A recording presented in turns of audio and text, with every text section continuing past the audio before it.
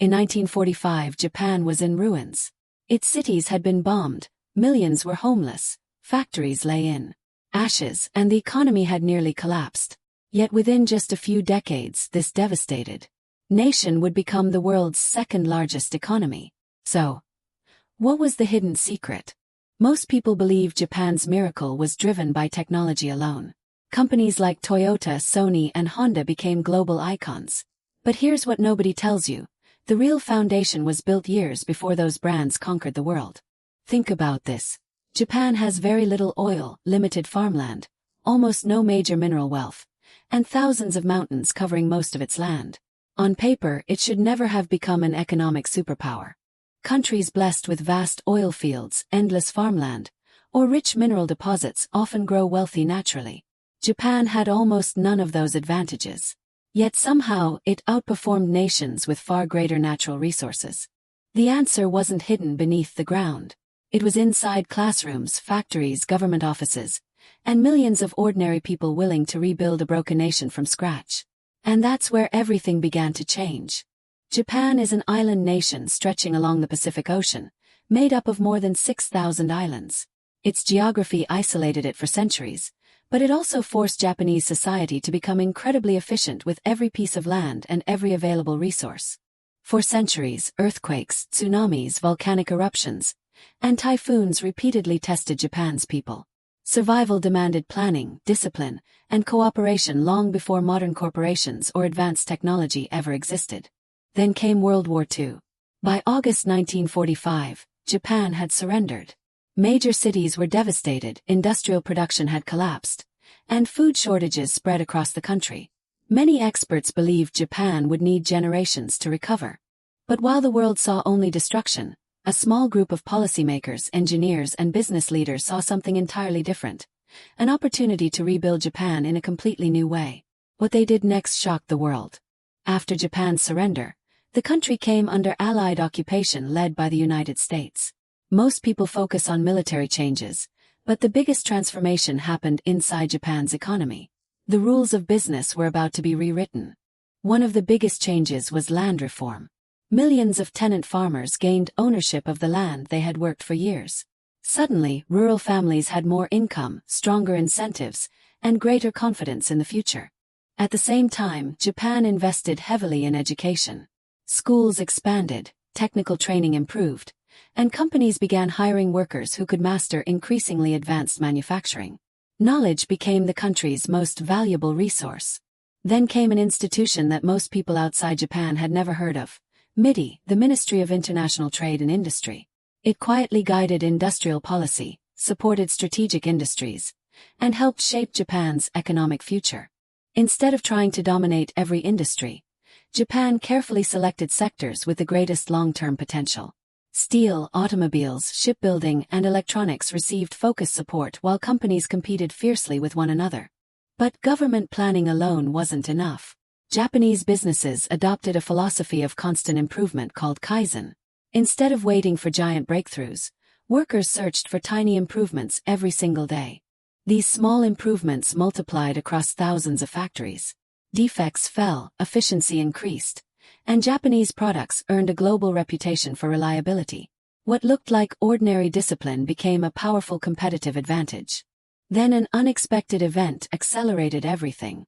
The Korean War created enormous demand for supplies, vehicles, machinery, and repairs. Japanese factories suddenly received billions of dollars worth of procurement orders, giving the economy a critical boost. By the late 1950s, Japan was no longer simply rebuilding. It was reinventing itself as one of the world's greatest manufacturing powers. But the real engine behind that success was still hidden beneath the surface, and that's where our story goes next. Japan's miracle wasn't powered by factories alone.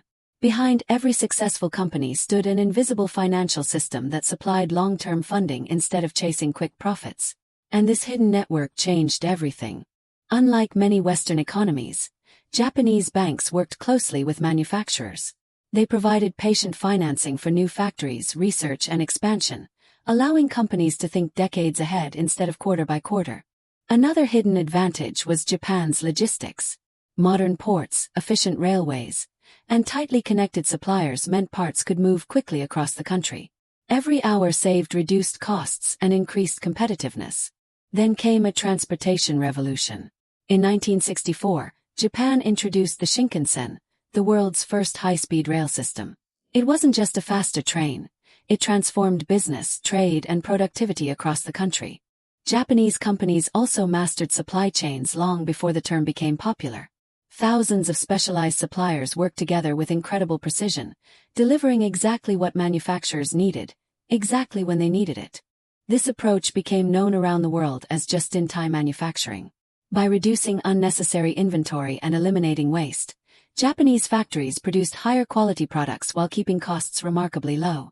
By the 1970s and 1980s, products labeled "Made in Japan" no longer meant cheap copies. They represented precision, durability, and world-class engineering.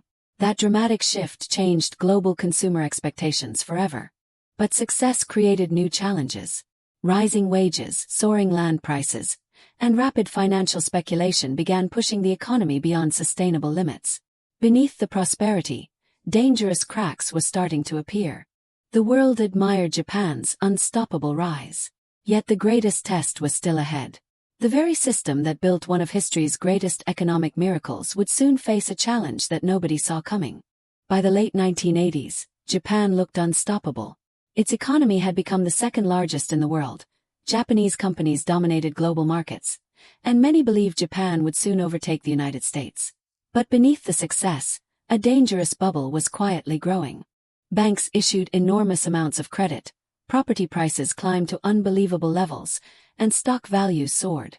Many investors believed prices could only go higher. History would prove them painfully wrong. In the early 1990s, the bubble burst. Stock markets collapsed, land prices fell sharply, and banks were left holding massive bad loans. The miracle hadn't disappeared, but it had entered one of its most difficult chapters. Economists later called this period Japan's lost decades. Growth slowed dramatically, but the country never stopped innovating. Instead of collapsing, Japan quietly adapted, investing in robotics, automation, and advanced manufacturing.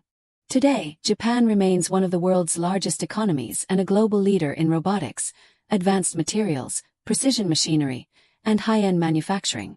Its influence extends far beyond the products we use every day. Here's a surprising fact. Japan consistently ranks among the world's largest exporters of machine tools, industrial robots, and high-value manufacturing equipment.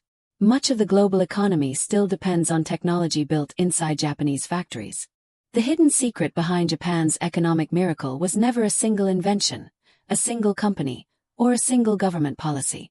It was the combination of disciplined workers, long-term planning, world-class education, relentless improvement, and smart industrial strategy working together over generations.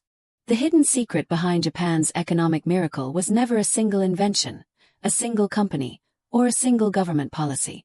It was the combination of disciplined workers, long-term planning, world-class education, relentless improvement, and smart industrial strategy working together over generations.